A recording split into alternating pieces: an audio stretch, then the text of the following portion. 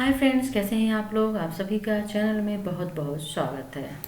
तो फ्रेंड्स, चलिए आइए हम ले लेते हैं पार्ट सेकंड, ठीक है ना, भौगोलिक शब्दावली का।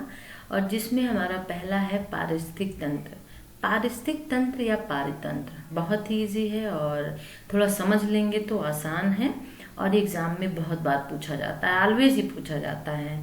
तो देखिए, किसी क्षेत्र का जैव एवं अजैव तत्वों से बना तंत्र, यानी कि एक ऐसा क्षेत्र होता है जहाँ पे जैव और अजैव दोनों चीजें होना वहाँ पे कंपलसरी है। दोनों चीजों से ये बनता है, ठीक है, living things non living things से। और जब ये दोनों समुदाय का मतलब यहाँ पे ये है कि जहाँ पे जैव और अजैव दोनों ये अंतर संबंधित होते हैं, यानी एक दूसरे के ऊपर डिपेंड होते हैं और एक दूसरे से क्या करते हैं, क्रिया करते हैं, जब इनमें अंत्य क्रिया होती है। तो ऐसा एक क्षेत्र जहाँ पे जैव अजैव तत्व होते हैं और ये दोनों तत्व, समुदाय की जगह आप दोनों तत्व कह सकते हैं, ये संबंधित होते हैं, ये दोनों तत्व आपस में क्रिया करते हैं, इसी को हम पारिस्थितिक तंत्र या पारितंत्र कहते हैं। ओके, यानी कि पारितंत्र या पारिस्थितिक तंत्र एक प्राकृतिक इकाई है, इकोसिस्टम, जिसमें एक क्षेत्र विशेष के सभी जीवधारी अर्थात पौधे, जानवर और अणुजीव शामिल हैं, जो कि अपने जैविक पर्यावरण के साथ अंतःक्रिया करके एक संपूर्ण जैविक इकाई बनाते हैं। और इस प्रकार पारितंत्र अन्य अवयवों की एक इकाई होती है जो एक दूसरे के ऊपर आश्रित होते हैं, ये यानी कि एक दूसरे के ऊपर डिपेंड होते हैं, अकेले कुछ भी नहीं कर सकते हैं। इसीलिए यहाँ पे दो क्षेत्र होना जरूरी है और जो एक ही आवाज को बांटते हैं, ठीक है। तो ये क्या कहलाता है, पारतंत्र कहलाता है। बहुत ही आसान है, थोड़ा समझना इसको चाहिए। ओके, पूरा चुंबकत्व का मतलब होता है कि जो चट्टानें होती हैं और उनमें जो चुंबकीय तत्व विद्यमान होते हैं उनको पूरा चुंबकत्व कहा जाता है, ठीक है। प्लेट विवर्तनिकी वेरी इंपॉर्टेंट ये है।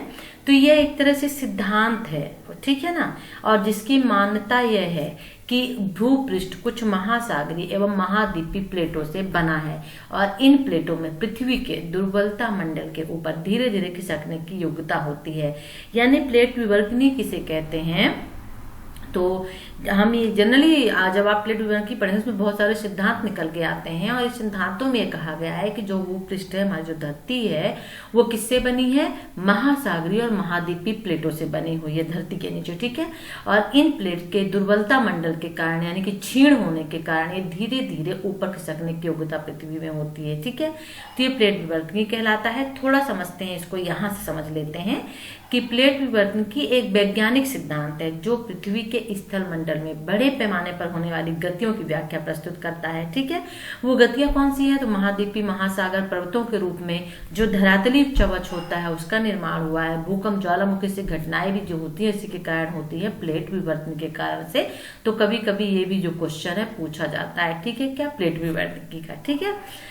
प्रकाश संश्लेषण, तो यह एक रासायनिक प्रक्रिया है जिसमें पौधे और कुछ बैक्टीरिया सूर्य से ऊर्जा प्राप्त करके उसे धारण कर लेते हैं, यानी कि भोजन जो अपनी पत्तियां जो अपनी भोजन बनाते हैं अपने, किससे बनाते हैं, प्रकाश संश्लेषण से बनाते हैं, ठीक है। तो यहाँ पे थोड़ा सा प्रकाश संश्लेषण को भी देख लेते हैं अगर विस्तार में। तो देखिए, पत्ती हो गई, सजीव कोशिकाओं के द्वारा प्रकाशीय ऊर्जा को रासायनिक ऊर्जा में परिवर्तित करने की जो सूर्य द्वारा प्रकाश की उपस्थिति में वायु से कार्बन डाइऑक्साइड तथा भूमि से जल लेकर जटिल कार्बनिक पदार्थ, खाद्य पदार्थ से कार्बोहाइड्रेट्स का निर्माण करते हैं, ऑक्सीजन गैस बाहर निकालते हैं, यही क्या कहलाता है, प्रकाश संश्लेषण कहलाता है, ठीक है, फोटोसिंथेसिस। ओके, अब आगे आ जाते हैं बायोम। पृथ्वी पर प्राणियों और पौधों का सबसे बड़ा जमाव बायोम का वितरण मुक्त जलवायु से नियंत्रण होता है। तो बायोम क्या है, पृथ्वी पर प्राणियों और पौधों का सबसे बड़ा भाग होता है, जहां पे ज्यादा ये पाए जाते हैं, वही बायोम कहलाता है। और बायोम जहां पे जिस क्षेत्र को कहते हैं वो जलवायु से नियंत्रित होता है, ठीक है। तो बायोम का नियंत्रण किससे होता है, जलवायु से होता है। बिग बैंग वेरी इंपॉर्टेंट आपके लिए बन जाता है, बिग बैंग सिद्धांत है, थ्योरी है ये, ठीक है। तो ब्रह्मांड के उत्पत्ति से संबंधित सिद्धांत, यानी ब्रह्मांड से उत्पत्ति से संबंधित सिद्धांत के अंतर्गत बिग बैंग सिद्धांत जाना जाता है, ठीक है। तो कभी कभी क्वेश्चन पूछता है कि ब्रह्मांड से उत्पत्ति सिद्धांत के अंतर्गत नीचे ऑप्शन कौन सा है, सही बताइए। तो बिग बैंग होगा, ये उसमें ऑप्शन दिया हुआ है। या कभी कभी पूछा जाता है कि बिग बैंग जो सिद्धांत है वो किससे संबंधित है, तो ब्रह्मांड की उत्पत्ति से संबंधित है, ठीक है।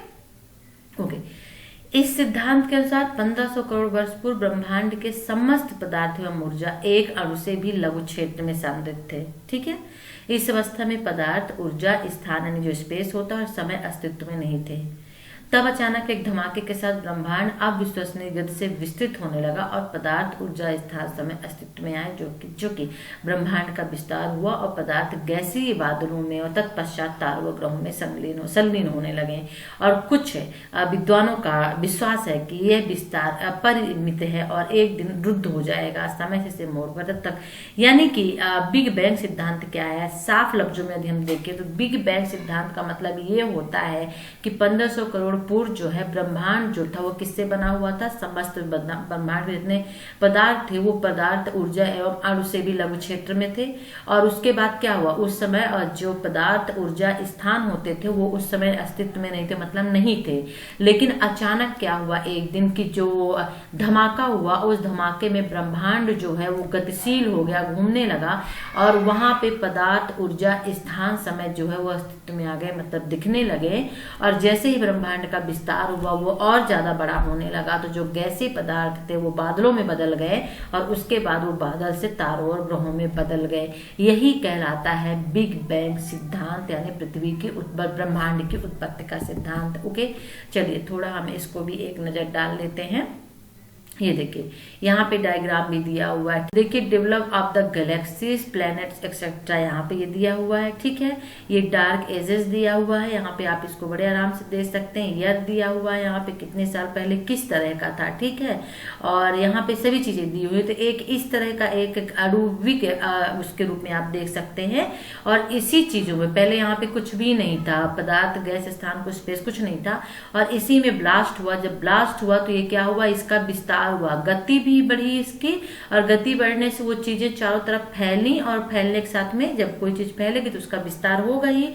तो क्या हुआ? उसका विस्तार हुआ। विस्तार के साथ में ही जो यहाँ पे है किसका हुआ?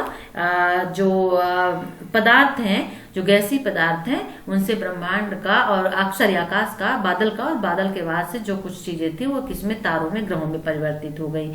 ये जो है क्या कहलाता है? बिग बैंग सिद्धांत कहलाता है। वेरी इंपॉर्टेंट है ये, ठीक है ना। तो जो ब्रह्मांड था वो सिमटा हुआ था और इसमें एक विस्फोट के कारण ओके आ गए। तो देखिए यहाँ पे है जो ब्रह्मांड था वो सिमटा हुआ था और इसमें एक विस्फोट के कारण इसमें सिमटा हर एक कारण फैल गया और जिसके फलस्वरूप ब्रह्मांड की रचना हुई। ठीक है ना। और आज भी बहुत सिंपल लफ्ज में यहाँ पे समझा दिया गया आपको, और जिसके चलते ब्रह्मांड आज भी फैल रहा है और इस धमाके में अत्यधिक ऊर्जा का उत्सर्जन हुआ था। ठीक है, तो ये क्या है? बिग बैंग थ्योरी है, वेरी इंपॉर्टेंट आपके लिए बनती है। ओके ठीक है, चलिए आइए अब और आगे थोड़ा सा देख लेते हैं। हम ले लेते हैं ये बैथोलिथ क्या है? आप महास्कंदी से थोड़ा समझ लीजिएगा, वेरी इंपॉर्टेंट ये है। ये अधोतल में स्थित आंतरिक यानी अग्नेय सेल की विशाल संयत होती है जिसकी उत्पत्ति मेटल मैग्मा से हुई है। तो देखिए बैथोलिथ जो होता है, महास्कंद जिसको कहते हैं, तो ये आंतरिक यानी पृथ्वी के अंदर जो अग्नेय सेल होती है, ठीक है ना, वहां पे विशाल ये जमा होता है। और जो मेटल, इसकी उत्पत्ति मेटल मैग्मा से हुई। तो मैग्मा हमें कहाँ से मिलता है? लावा और मैग्मा, जब ज्वालामुखी आता है और ज्वालामुखी से जो निकलता है वही अग्नेय सेल होती है जो बाहर आती है। ठीक है ना, ज्वालामुखी से भी क्या मिलती है? अग्नेय सेल ही तो मिलती है। तो जो लावा वगैरह होता है वो जम जाता है। ठीक है ना। भाटा, उच्च ज्वार के पश्चात समुद्र के पानी की सतह में गिरावट जो होती है, जब ऊपर चढ़ता है उसे हम क्या बोलते हैं? ज्वार बोलते हैं। और जब ऊपर चढ़ने के बाद पानी समुद्रों में देखिए नीचे की ओर आता है तो वो क्या कहलाता है? भाटा कहलाता है। ठीक है, तो ज्वार भाटा। भूकंप, भूकंप बहुत आसान है। जब पृथ्वी के बीच अचानक हलचल होने लगती है, ठीक है ना, पृथ्वी हिलने डुलने लगती है, उसको क्या कहते हैं? भूकंप कहते हैं। भूकंप उद्गत केंद्र किसे कहते हैं? एपी सेंटर किसे कहते हैं? तो जहां से स्टार्ट होता है। ठीक है। भू चुंबकत्व, चट्टानों की रचना के अवधि के दौरान चुंबकीय रूप से ग्रहण जो सील यानी खनिज होते हैं पृथ्वी के अंदर चुंबकीय क्षेत्र से संरेखित होने का गुणधर्म भूकंप चुंबकत्व कहलाता है। भूमंडलीय ताप, ग्रीन हाउस गैसों के कारण भूमंडल यानी पृथ्वी की औसत वैश्विक तापमान में वृद्धि भूमंडलीय उष्मन कहलाता है। ठीक है, भूमंडलीय उष्मन। Okay, very important. महाद्वीपीय प्रॉपर्टी क्या कहलाती है? वेरी इंपॉर्टेंट ये है। भू प्रॉपर्टी का ग्रेनाइट भाग जिससे महाद्वीप बने हैं, ठीक है ना, जिसकी मोटाई 20 से 75 किलोमीटर के बीच पाई जाती है, वो महाद्वीपीय प्रॉपर्टी कहलाती है। यानी कि ग्रेनाइट भाग जिससे महाद्वीप बने होते हैं भू प्रॉपर्टी का, वही महाद्वीपीय प्रॉपर्टी कहलाती है। ठीक है। फिर यहाँ पे रेगिस्तानी कुट्टिम, तो वायु के द्वारा बारीक कणों के अपरदन के कारण भूमि पर छूटे हुए मोटे कण जो होते हैं उनकी जो पतली चादर होती है वो रेगिस्तानी कुट्टिम कहलाती है। लघु ज्वार भाटा वही होता है कि हर 14-15 दिन में आने वाला ज्वार जो चंद्रमा के पर चौथाई आखिरी चौथाई काल में होता है वही लघु ज्वार भाटाकार कहलाता है। ठीक है ना। वर्षण यानी कि वर्षा, तो मेघों से वर्षा की बूंदें हिममोले के रूप में गिरती हैं, वही वर्षण कहलाती है। ठीक है ना। ओके। वायुमंडलीय दाब क्या कहलाता है, देखिए तो इसको नहीं, हम इसको समझते हैं। वायुमंडलीय दाब का भार यानी कि धरातल पर वायुमंडल का भार होता है और समुद्र तल पर औसत वायुमंडलीय जो होता है वह 1013.25 मिलीबार होता है। ठीक है ना। तो वायुमंडलीय दाब को हम यहाँ से समझ लेते हैं थोड़ा सा, तो बहुत आसान होगा इसको समझना। पृथ्वी के वायुमंडल में किसी सतह की एक इकाई पर उसके ऊपर की हवा के वजन द्वारा लगाया गया बल ही क्या कहलाता है, वायुमंडलीय दाब कहलाता है। ठीक है। फिर वायुमंडलीय दाब जो हमने देख लिया यहाँ पे, अब यहाँ पे देख लेते हैं थोड़ा सा जो वेरी इंपॉर्टेंट है, सिर्फ हम उन्हीं को लेंगे। ठीक है ना। ओके। प्लेट, तो पृथ्वी की ऊपरी परत के टुकड़े जो एस्थेनोस्फीयर की अर्ध पिघलित परत पर तैर रहे होते हैं वो प्लेट कहलाते हैं। और ये टुकड़े पृथ्वी की भूपर्पटीय और ऊपरी मेटल के उस हिस्से से बने होते हैं जो एस्थेनोस्फीयर के ऊपर पाया जाता है। ठीक है। तो एस्थेनोस्फीयर की जो अर्ध पिघलित परत पे तैरते हैं टुकड़े वही क्या कहलाते हैं, पृथ्वी के ऊपर प्लेट कहलाते हैं। ठीक है। देखिए यहाँ पे महासागर नितर प्रसरण, क्योंकि ज्योग्राफी पढ़ने तो वेरी इंपॉर्टेंट ये हो जाता है कि मध्य महासागरीय कतकों के सहारे किसी भी महासागरीय तली के यानी महासागरीय तली के दोनों तरफ फैलने को सागर नितल प्रसरण कहते हैं। ठीक है। ये अपसारीय रचनात्मक प्रक्रिया होती है। ठीक है। प्लेटों के कारण होती है ये। आई थिंक यहाँ पे हाँ भूपर्पटी, तो भूपर्पटी अथवा क्रस्ट किसे कहते हैं, पृथ्वी की धरातली सतह के नीचे यानी 30 किलोमीटर की गहराई वाले भाग को क्रस्ट कहा जाता है। वेरी इंपॉर्टेंट ये है। ठीक है ना। ओके। और पृथ्वी के क्रस्ट के नीचे 2900 किलोमीटर की मोटाई वाला जो पृथ्वी का आंतरिक भाग होता है उसको मेटल, यानी पृथ्वी के नीचे पहले क्रस्ट आता है फिर क्रस्ट के बाद मेटल आता है। ठीक है ना। निफे भी जो होता है वो क्रटल के नीचे यानी पृथ्वी की सबसे निचली आंतरिक परत जिसे हम मेंटल के नीचे पाया जाता है, मेटल कहा जाएगा, उसके नीचे निफे आता है। ठीक है। क्योंकि निफल एवं फोरियम से बन के बनता है, यानी आई निफे और एफ ई फोरियम हो जाएगा। इसको इस तरह से आप याद रखेंगे। और इसमें लोहा पाया जाता है इसलिए इसका निफे नाम दिया गया है। ठीक है। पृथ्वी की कोर में चुंबकीय शक्ति होती है इसके रहने से, निफे के रहने से, क्योंकि लोहा होता है। ठीक है ना। सियाल एडवर्ड स्वेस ने पृथ्वी की क्रस्ट यानी ऊपरी परत का नामकरण सिलिका तथा अल्मोनियम की प्रधानता के कारण सियाल किया गया है। तो जो पृथ्वी की ऊपरी जो परत क्रस्ट है, ठीक है ना, तो सिलिका यानी SiLa सिलिका यानी Si और फिर Al यानी एल्मोनियम, तो इसको सियाल दे दिया गया है। ठीक है। सीमा जो होता है तो सियाल के नीचे स्थित पृथ्वी की दूसरी परत का नामकरण है ये सिलिका और मैग्नीशियम की प्रधानता के कारण इसको सीमा नाम दिया गया। तो देखिए यहाँ पे 3 परत जो आ गई। पहले तो हमने देखा कि पृथ्वी क्रस्ट जो पृथ्वी की 3 परतें होती है, अगर इसको इसके हिसाब से देखें तो निफे, सियाल और सीमा होती है। ठीक है। कभी कभी इनमें ये पूछा जाता है कि इनमें सबसे ज्यादा किसकी मात्रा ज्यादा पाई जाती है। तो निफे में लोहे की पाई जाती है, सियाल में जो होता है सिलिका और एल्युमिनियम की, और सीमा में जो होता है वो किसकी प्रधानता पाई जाती है, सिलिका और मैग्नीशियम की। ओके। तो आई थिंक ये वीडियो आपके लिए यूजफुल रहा होगा, और वीडियो अच्छा लगे तो लाइक कर दीजिए, शेयर कर दीजिए, चैनल को सब्सक्राइब कर लीजिए। हम और भी ज्योग्राफी की वीडियो आपके लिए लेके आएंगे। तो नेक्स्ट वीडियो में इन्फॉर्मेशन के साथ हम आपसे फिर मिलते हैं। तब तक के लिए टेक केयर, बाय।